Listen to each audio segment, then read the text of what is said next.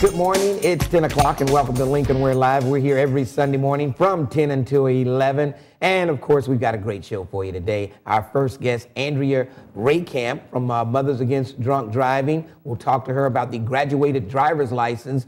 Is 16 too early for a kid to get a driver's license? We'll talk about that. The second half of the show, from the Cincinnati Public School Board, Rick Williams, Cincinnati Public School Board. He'll be in here to talk about let's grade the Cincinnati Public Schools this morning. We'll give them the grade. And I can see light at the end of the tunnel when it comes to Cincinnati Public Schools. We'll talk to Rick Williams about that coming up on the second half of the show. But right now, Andrea, welcome to the show. Thank you. I'm pleased to be here this morning. And it's good to have you. Now, the graduated driver's license, I don't know, is 16 too young to turn over this big vehicle to a kid or what? Well, there are many parents that believes that, and there are many people in that traffic safety that believes that, but at this point, that's the age they can get their driver's license or get a temporary license. And there's some things that they have to do within that first year before they can get their license at 17 to 18. But there's the maturity level of some people at 16, but with the graduated license, they can drive with a permit at 15 and a half. Right, right. And but you have to have an adult in there. You have to have an adult who Right. is not intoxicated. The person has to be over 21. It can't be a 17-year-old friend Right. that's riding with. But that's pretty young, and the maturity level at that age, and even at 16, some young people are more mature than others at that age.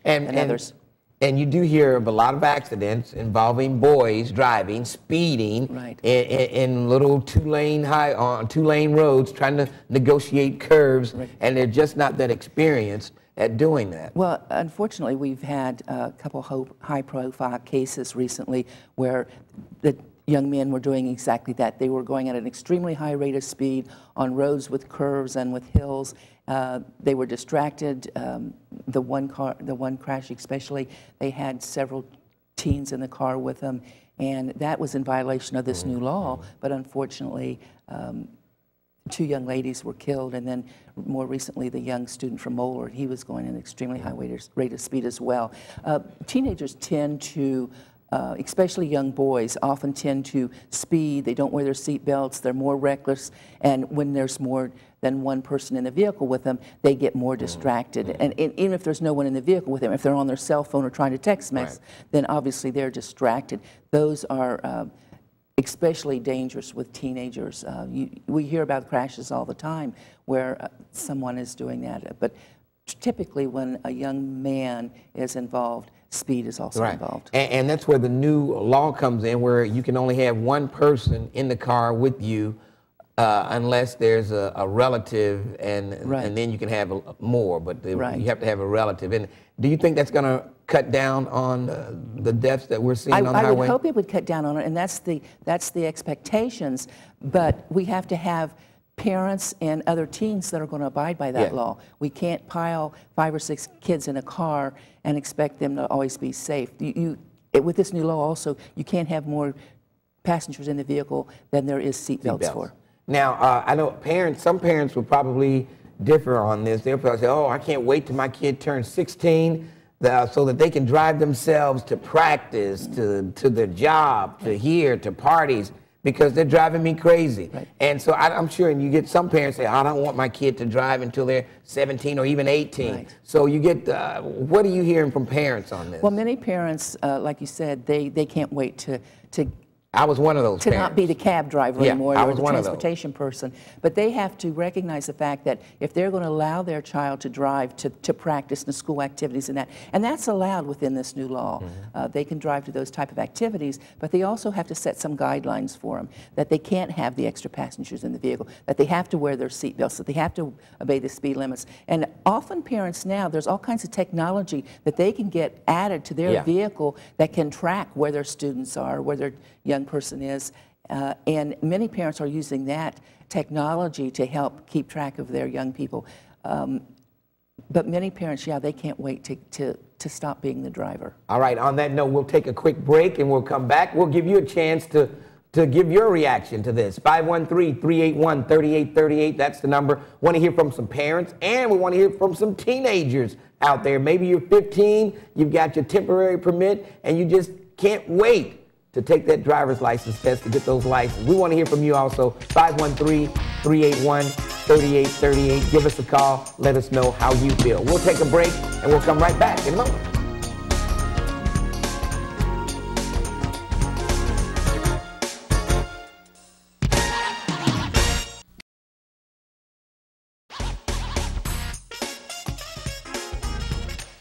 We're back live. Lincoln Ware Live is the program. 513-381-3838. That's my number if you want to jump on board and tell us how you feel about the graduated driver's license.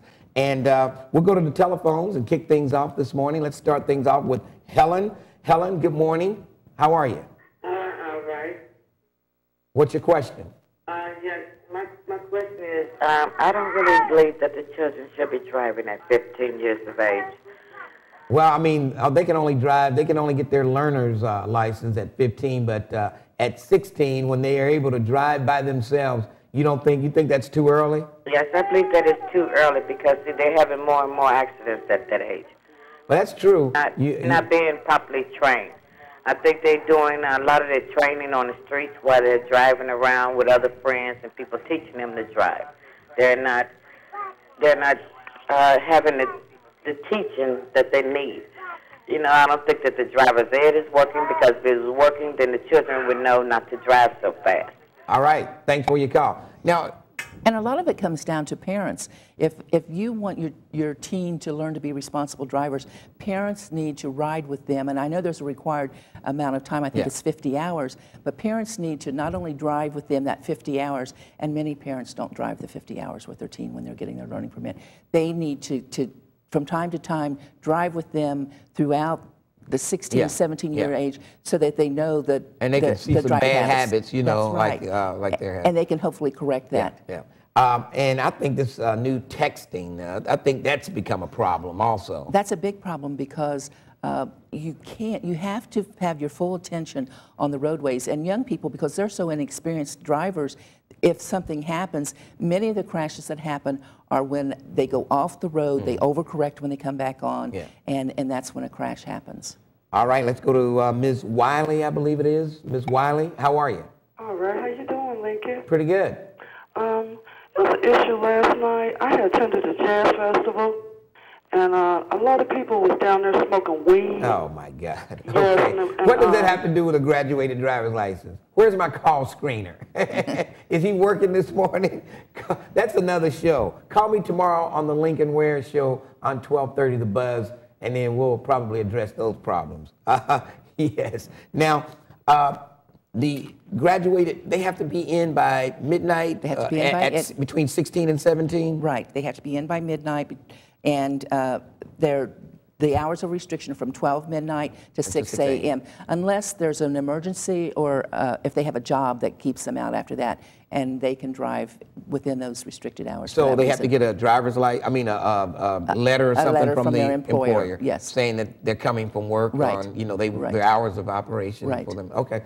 And what happens to a kid if they're out partying, they're not caring about 12 o'clock, the party's just getting started, and they get caught by the cops? What's going to happen to them? Well, they're going to, this is a secondary offense.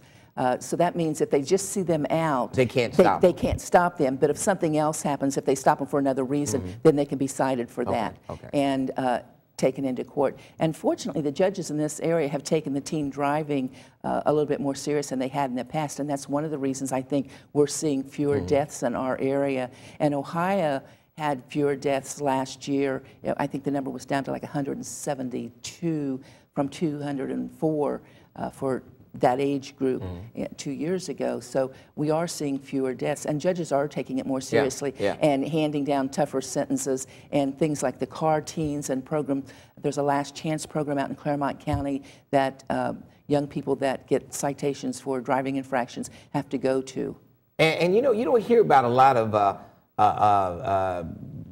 accidents from the urban teenagers, and I guess it's because there's not a lot of open road They really don't have enough chance to do a lot of speeding Right. down in the inner city. Right. And you just don't hear about a lot of accidents in the black community like that. Right. Most of the crashes are out on roads where there's a kind of an open road, and they can get a little bit of speed up, which unfortunately is what they do. I mean, it's difficult to go to 90 miles an hour when you're in a 35-mile zone downtown. This is true.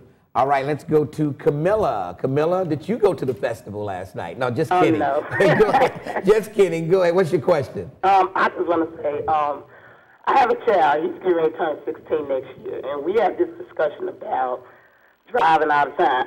He wants to drive so bad, but I'm the kind of parent I don't want no child driving, and I am very scared, you know. But I want him to drive, but I don't. And I know he's a mature 15-year-old. But I'm still scared. Well, you know. I don't know really what to do. And he always in my face about it. I'm like, Okay, maybe you'll feel better once he gets his, does he have his temps yet? He don't have anything Okay, yet. well, once he gets his temps and he goes through the driver's school and everything, and then you get a chance to sit in the car with him and you see how he drives, maybe you'll feel a little bit better. I don't know, sometimes it makes you a lot more nervous. You know, with me, I'm always telling, do this, do this, do that. And then she gets all, why, you know, so it's going to be a learning experience, let me tell you. Yeah. Well, I don't know. I'm still nervous, but... Just cut the apron strings, okay? All right. Let your kid grow up. Yeah. Thanks for your call. Set some rules for him. Okay. All right. Thanks. Set some rules. Andrea said set rules.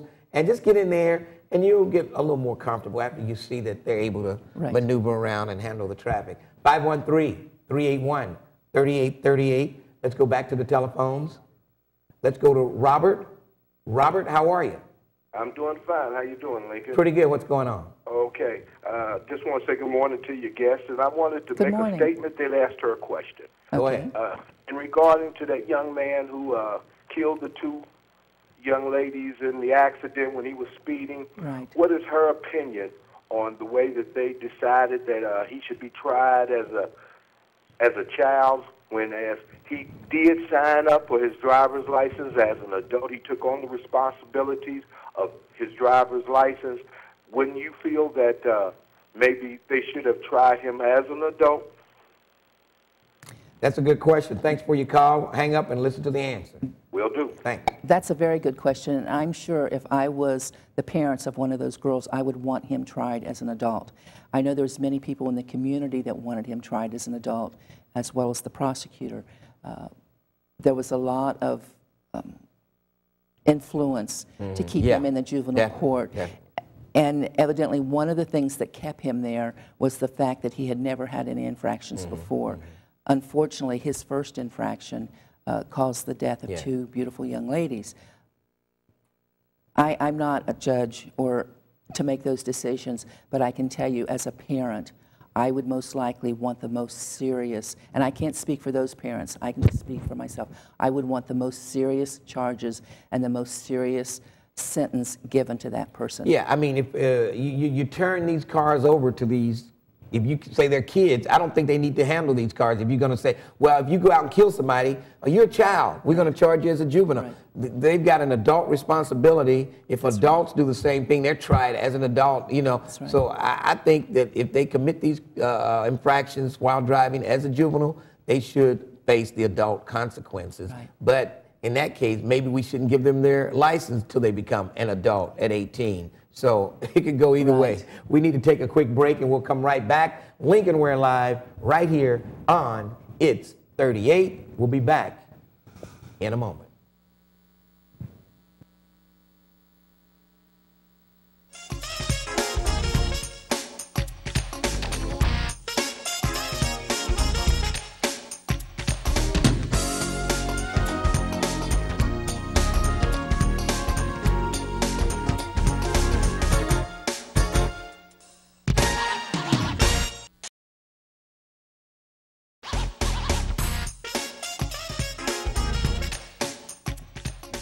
And we're back, Lincoln Ware with you. Don't forget, coming up in just a few minutes, Rick Williams from the Cincinnati Board of Education, school board member, and we'll talk about, you know, we only have about, 3 or 4 more weeks left before school is back in session again. And we'll talk to him about the upcoming year in the Cincinnati Public Schools. So stick around. If you've got children who attend Cincinnati Public Schools, Rick Williams will be my guest. And we'll go back to the telephones, 513-381-3838. Andrea Rehkamp is my guest from M.A.D D, and we're talking about the graduated driver's license. Is 16 too young? Is 18 waiting too long? These kids have to work. A lot of them use their parents' cars or their own cars to get to and from work. If we don't let them get a driver's license until they're 18, boy, how would this hurt the workforce? You know, you got Wendy's and McDonald's, Kings Island. Some of these kids drive. That depend on that. That could be a real hassle. You know, one of the things parents can do is to make sure that the vehicle that their young people, that their teens driving in, is a safe vehicle, and that they take all precautions to make sure it's safe and make sure that the teenager maintains the vehicle. If they're going to drive it, they should help maintain that vehicle. All right, let's go to Anthony. Anthony, you're on. How you doing? Hey, Lincoln Ware, how are you this morning? Pretty good. What's going on? Very good. What I was thinking, because I am a male, I think that the young males need more intensive training as far as accidents are concerned, even more so than the females. I mean, I know it won't sit well with a lot of people, but they also need to see those. When I was growing up, we had those horror movies about the accidents, and they need the updated accidents. Yeah. And they need to go to the hospitals and see other young people, because I felt like I was invincible when I was 18 years old, and I didn't realize my own mortality until I was 30. And you're right about that. Guys tend to have a heavier foot than the women. Guys tend to want to speed more so than the girls. So maybe you're right. Maybe they need a little more intensive training for the males. The other thing is, I heard from the young lady, Mrs. Raleigh, about that festival thing, and I agree with her. There was a lot of marijuana smoking down at the festival, older individuals as well as young individuals. Yeah. It was deplorable. Well, you know, when Mays and Frankie Beverly, it's sort of like a ritual for those folks who go to the festival. They have to light one up in honor of Mays and Frankie Beverly. What can you say? I mean, thanks for your call. Okay. All right, Lincoln. All right. Oh, boy. I tell you, my radio show is going to be hot tomorrow, I can imagine. I think it is.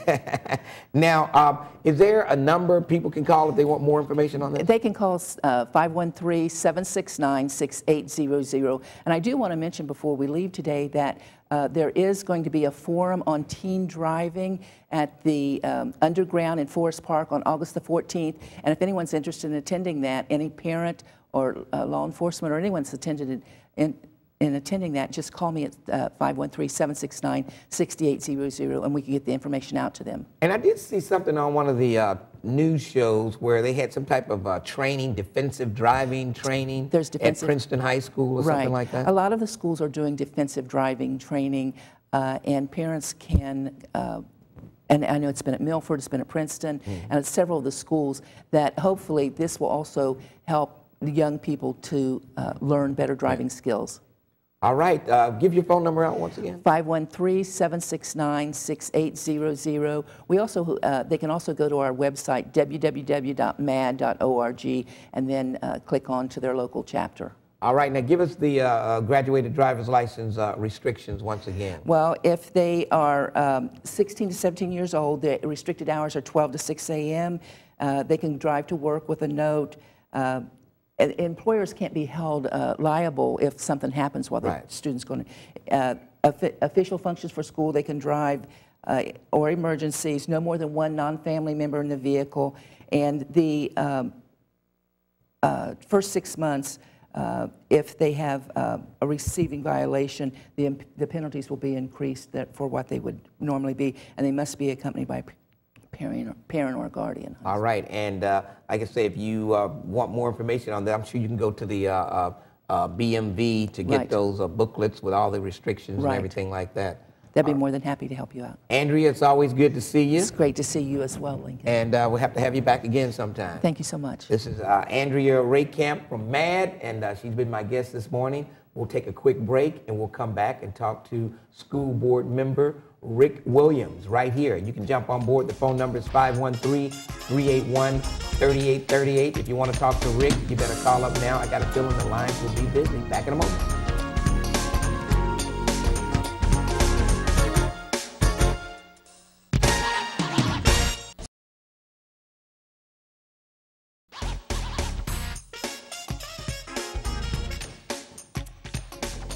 And we're back live. Lincoln Ware Live is the program. My second guest this morning, Rick Williams, Cincinnati School Board member. Rick, how you doing? I'm doing well, Lincoln. Good, how are you? Good to have you. Welcome to the show. Cincinnati Public Schools, I tell you, summer's almost over. About 4 more weeks left. It went fast. It went very fast. Unbelievable. Now, the last results from the Ohio graduation test, looks like Cincinnati Public Schools is starting to show some movement in the right direction. Yes, we are. There preliminary test results are in. We don't have all the results in yet, but it looks like we're continuing in the same report card category, and there are some improvements in certain grade levels in certain subjects. Okay, and that's always good, but you would like to see a lot more improvement as always. Absolutely, like to see a lot more. We're not an asset to the community that we should be yet. So there's a lot of growth that needs to occur in the achievement. And how do you accomplish that? With this No Child Left Behind, I know that's a real issue, and probably with the next president, some things will be changed with that. So how do you feel about that? Is it too much? They don't give you enough to work with? And how is that working? Well, a lot of what's required or what's desired for children is not something that we should complain about. We must do all that we can for the achievement of children. But the problem is that a lot of these are unfunded mandates, and so it's difficult to meet the requirements and the goals for what children need without the funding to do so. So that's one of the problems at the federal level and even at the state level, for that matter. And speaking of funding, and by the way, if you want to jump on board, 513-381-3838. If you have a question about funding, do you think the state will ever change the way they fund the public schools? No, I don't. Once you get to the Supreme Court and you have multiple decisions in your favor at the Supreme Court level and there's still no changes, I don't think that we can look to any changes from the state level of how they fund. Now, the end of this past school season, graduation time, it was in the news how Cincinnati Public Schools folded, and they're going to let, they let the kids walk without completing the Ohio graduation test. Are you still getting fallout from that? I mean, a couple other districts followed your suit from pressure from parents. How do you feel about that? Well, actually, unfortunately, I was not in the meeting the time when that was being discussed fully, and so, but we have mixed sort of reaction to it. You do. Some people think that you should, even if a kid goes to school 12 years, they should be able to walk with their class, even though they don't have the requirements that the state requires to get a diploma. Just give them a blank piece of paper, but let them walk. Right. I don't know. And it's a mix even from district to district. There are a lot of school districts that operate one way and some operate the other way. Now, some of the schools, Cincinnati Public Schools, are going to adopt uniform policies this year. Some of them already have them. Right. How is that working? Well, uniforms aren't the make or break of a successful school, so that's also a mixed reaction, a mixed review of how that's working. But one thing that is consistent is every school that has uniforms tends to present that they have fewer issues around students not getting along, pressures around what students wear, and that sort of thing when they have uniforms. And it starts to change the climate and maybe make that focus more around education. Now, what happens after that focus is there then starts to depend on quality of teaching and that sort of thing. And speaking of quality of teaching, there's been a lot of layoffs. I know the budget has been tight. You guys have laid off a lot of teachers' aides. This has to hurt when it comes to the students. How will you overcome that?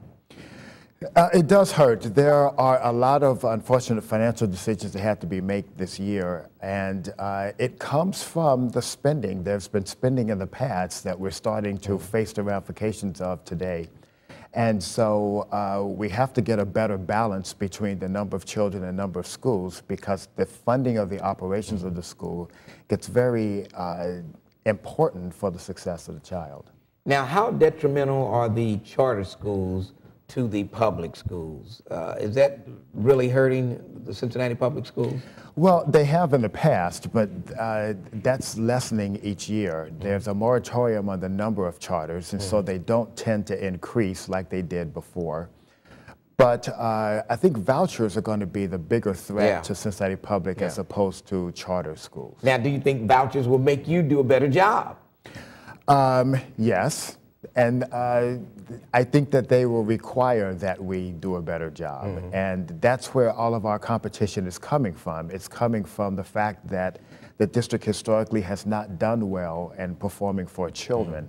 So we have competition now, and that competition will grow until we can reverse that trend by performing better as a district. And speaking of that, you had to cut back on your the amount of school buildings that were first planned for because of enrollment. And how has the public received that? Well, it's also a double-edged sword. The public generally understands that you don't need to build schools for children that you don't have. And the public generally understands that there's some economies of scale that comes from larger schools with larger number of students in them, and that sort of decreases the operations costs. But then when you get down to determining which schools, then it always needs to be someone else's. And so that also has its anxieties. And you also, you've pretty much taken away the individual schools handling their own budget, I believe. No, we have not taken that away. Okay, I did read something where you were thinking about it, if you have not. Actually, the board was not thinking along those lines. It was a conversation that the administration was having as we were dealing with the financial issues. But it's not been a consideration by the board to reverse that, because that is at the level where those decisions should be made. Yeah. All right, let's go to the telephones. 513-381-3838. Rick Williams, school board member, and he's also a Woodward High School graduate. So absolutely, had to get the Bulldogs in here to represent. All right, let's go to Aaron. Aaron, how are you? Yeah, I'm fine. How you doing? Pretty good. Yeah, I would like to say, hello, Mr. Williams. I'm also a graduate of Woodward High School 2005. Good morning, Aaron. Yes. I have a comment about what you said earlier about Ohio graduation test. I think one of the reasons why we failing that because kids are not going to school these days. And you know, that's a good point. If you go back and look at the records of the kids who fail and have a hard time failing, look at their attendance records, and I guarantee you most of those kids probably have a poor attendance record. Well, you certainly can't learn if you're not in school, so there probably is a very big correlation between attendance and performance on tests. Yeah, and I also think that because there's not like any more extracurricular activities going on in school. You have the usual basketball, football, baseball, but that's it. What about the debate team that you had back in the day, the chess club and all that? I would like, if I knew, like, I like soccer now, and if our school had a soccer team, Ware High School, I would have liked to have been a part of that. Yeah, I mean, it's become a real issue, extracurricular activities, money, funding. Some of the kids have to pay in other districts even to participate in those sports. And I'm not sure if they have a pay to play in the Cincinnati public schools. Yes, Aaron makes a good point. There's been a loss in the number of activities that's available, and you're right, it's absolutely attached to funding. But there are some fees attached to activities in all school districts. You're absolutely right. All right, let's go to Angie. Was Angie on 3 or 4? Leslie on 3. Leslie, how you doing? I'm okay. How are you? Pretty good. That's good. How you doing, Rick? How are you? Good morning, Leslie. How are you doing? I'm doing okay. I'm calling. Okay, I have 2 boys.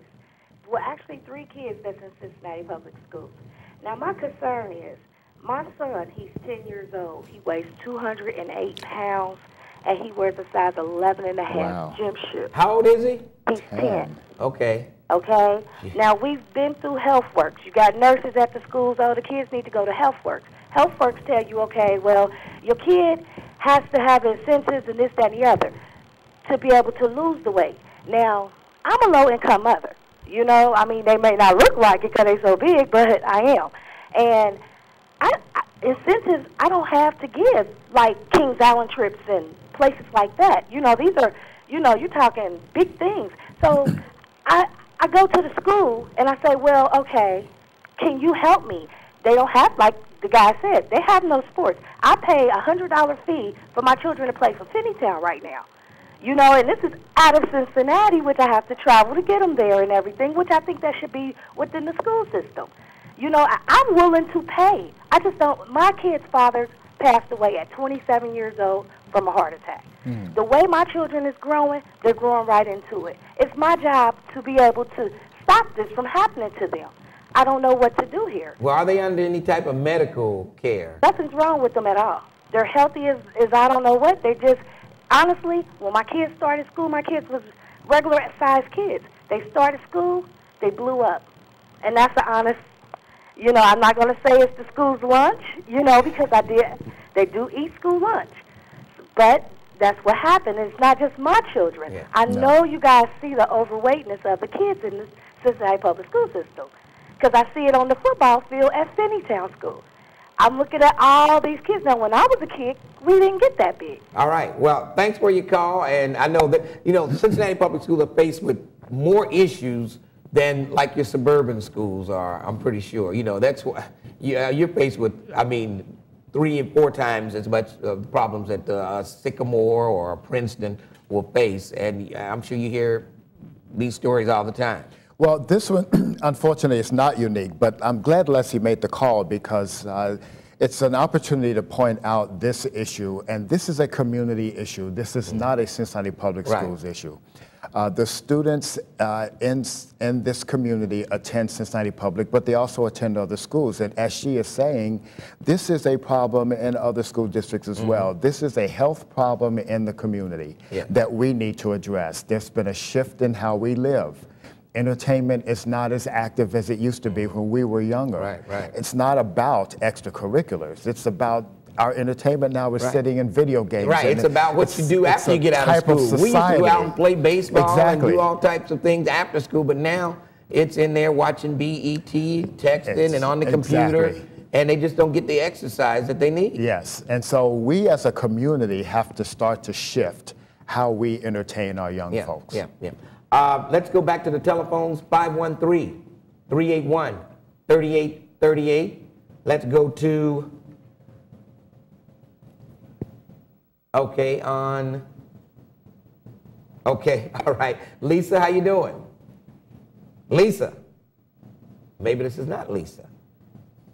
Okay. Hello, Lisa. No, this is Joyce. Joyce, how you doing? I'm fine. How are you? Pretty good. You mentioned earlier that that Cincinnati Public Schools was thinking about having budget decisions made centrally, and I would like to speak to that because I personally know, I'm a teacher in the district, I personally know that administration from downtown dictates to the schools what you should have. If the LSDMC and the ILT meet and decide the number of teachers they need, downtown is saying, no, you need to cut another teacher. So even though they haven't said it, it actually is happening, that local school decision-making is not taking place. So it is taking place, they're just not saying it. Exactly. Is she onto something here? She could be. All I can say is that the board has not reconsidered that in any formal way whatsoever. But we are getting some feedback that they are being limited in a way that's contrary to what it's supposed to be occurring. Now, also will say that when you have the budget issues that we have right now, that starts to impact the ability to make decisions, and there are some compliance issues that we can't walk away from. So it could be, and I can't say what's happening particularly at Joyce's school, but it could be that there are mandates being given to schools to say you have to do this because it's compliant, and there's no funding left for any flexibility. And apparently you don't like that idea, do you, Joyce? No, I don't. And my other issue is that the board has not put a levy. They've not asked for more money. And you know what? It's been allowed that to give a 5-year projection that there's no money. It's tough for the school board to ask for more money because you know the outcry from the community when you do that. It's a tough decision to make. I'm pretty sure they're going to have to make it either this November or next November. It's going to have to be made, but it's a tough one to call. I'm concerned about, because there is a shortage of money, that classrooms will be overcrowded. I'm concerned that if they don't put a levy on very soon, that CPS will go into the red. Well, we'll see what happens. Thanks for your call. I'm sure that's been discussed at their latest board meetings, and we'll find out what's going to happen. But I did read something that you guys were going to have to make a decision soon if you're going to make it. Yes, we are having conversations. They're beginning about the levy. There are a lot of decisions that go into the determination of a levy. When you actually put it before the voters, how much do you put before the voters? What are the ramifications of that? Can the voters afford that? And what are you saying you're going to do with the funding? I personally am not interested in a levy that says, save us, we're in debt, and then everything stays the same with regard to performance. So we have to balance a lot of things. And in addition, we have a new treasurer, Jonathan Boyd, who I have a lot of faith in, but he is just determining what are the numbers issues, which allow us to then determine the size of a levy that we'll be putting forth. And so he's just in the process of doing that right now. Will he make it by the November deadline? Will it get on this year? I don't know if he'll, if we'll have the information by then, and then once we have the information, whether that says we do this in November or we do this in March or we do this after March. But the fact is that we do have to do a levy. She's absolutely right. And we just have to determine the circumstances for that. All right, let's take a quick break and we'll come back and take more calls. 513-381-3838. Rick Williams is my guest, school board member, Cincinnati Public Schools. We'll take a quick break and we'll return to It's 38 in a moment.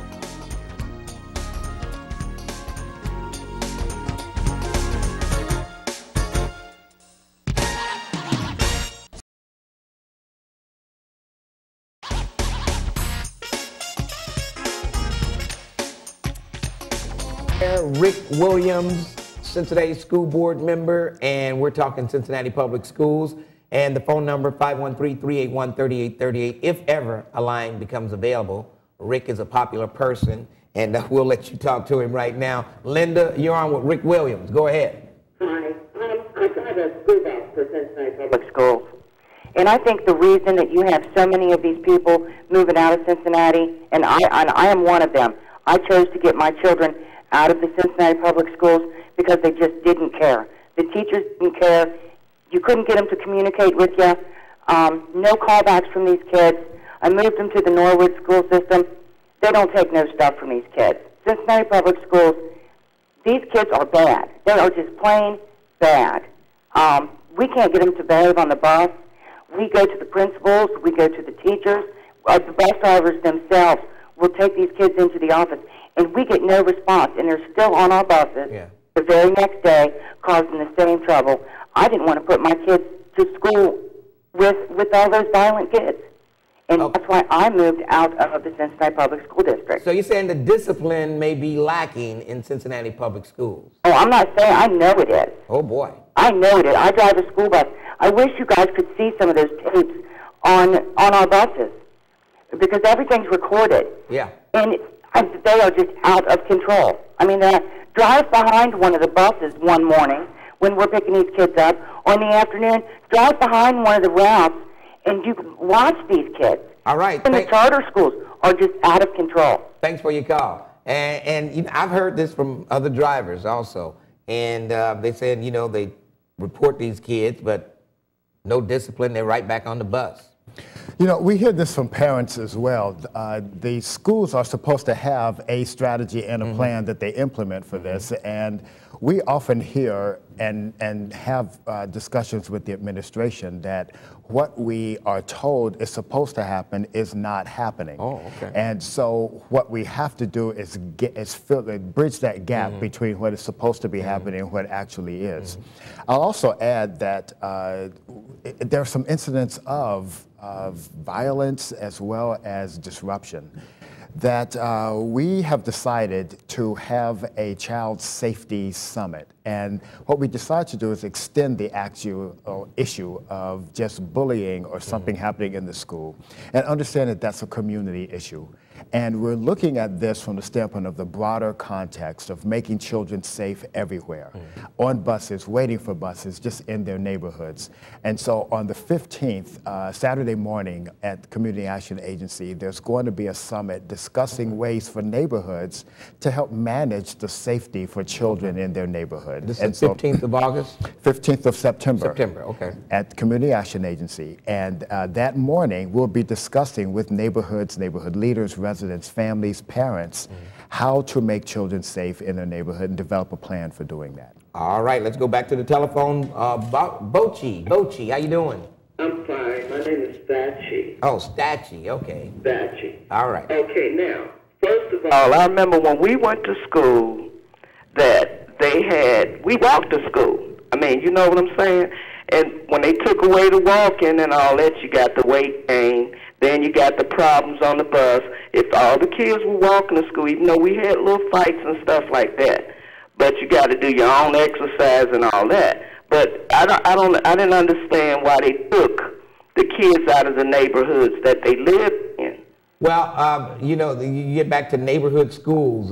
Neighborhood schools are a thing of the past because you got these specialized schools here. You got the Language Arts Academy. You got the this and it in other neighborhoods. So kids have to leave their neighborhood to go to those schools if they want to go to a specialized school. The days are gone where you could walk to school, come home for lunch, eat your lunch, and then walk back to school. Those days are over. So, I mean, I don't know how you can avoid that. Yeah, neighborhood schools are good. It will cut down on a lot of confusion because you get different neighborhoods going to the same school. Right. You get these gangs from one neighborhood to the other neighborhood, and all types of problems happen. Right, all that fighting and on you ain't from my neighborhood. Right. You know, this is crazy. So I don't know how you can avoid that nowadays because I think the day of the neighborhood school is pretty much over. No, they done got too far. Thanks for your call. Thank you for your time. All right.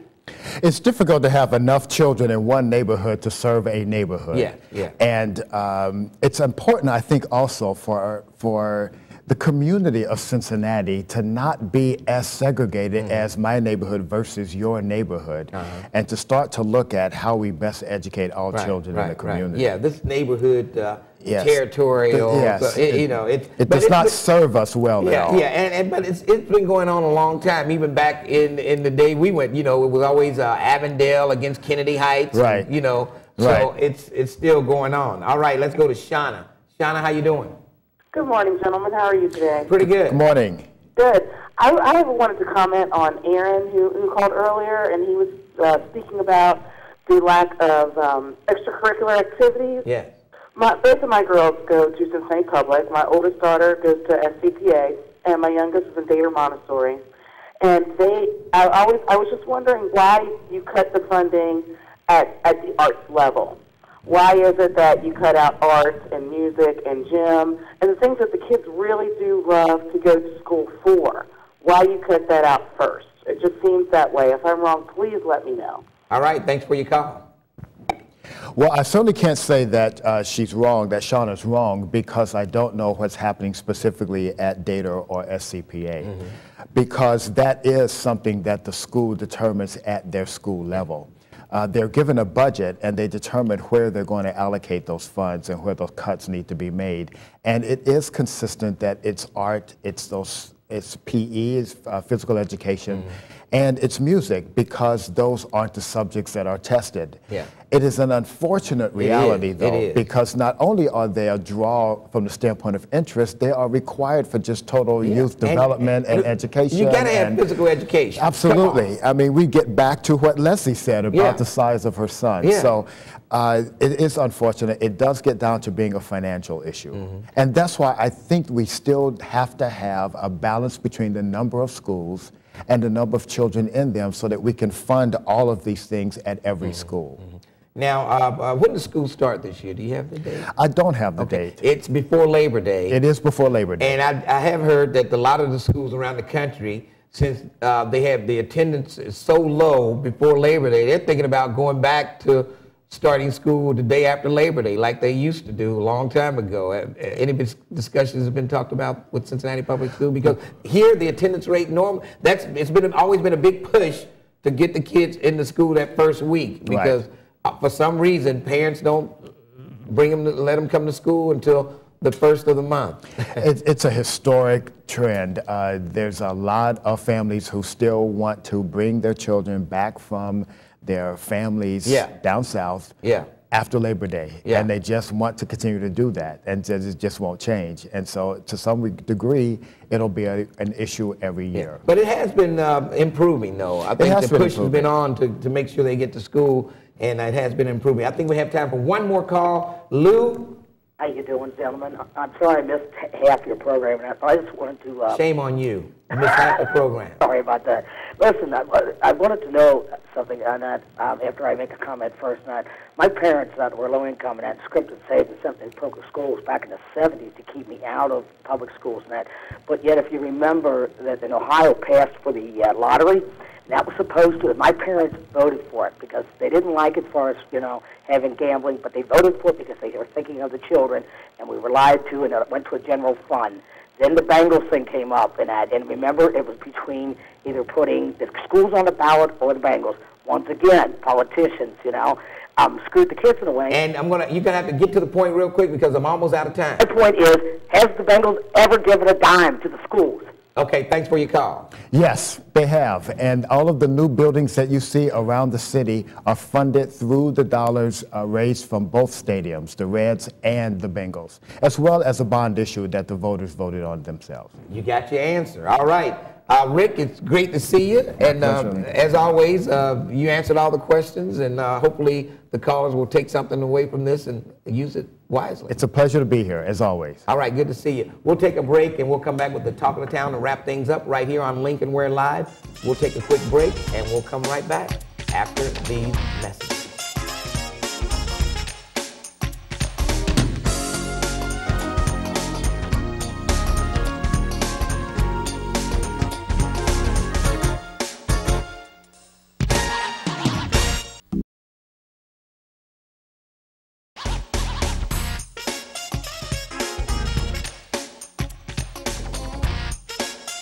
Where Live is the program. Talk of the Town. Coming up at noon today on It's 38, Magic Rock, starring Adam Bush and Jimmy McQuaid. That's at noon today.